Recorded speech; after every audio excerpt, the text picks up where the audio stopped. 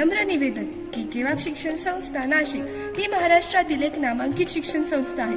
ग्रामीण भागातील सर्वसामान्य शेतकऱ्यांच्या मुलांना CBSE पॅटर्नचे गुणवत्तापूर्ण व उच्च दर्जाचे शिक्षण मिळावे म्हणून केवाग शिक्षण संस्थेचे माजी अध्यक्ष कैलासवासी माननीय बाळासाहेब वाघ तथा भाऊ यांनी 2015-16 साली केवळ 6 विद्यार्थ्यांवर केवाग युनिव्हर्सल स्कूल नावाने CBSE चा अभ्यासक्रम शिकवणारी शाळा सुरू केली।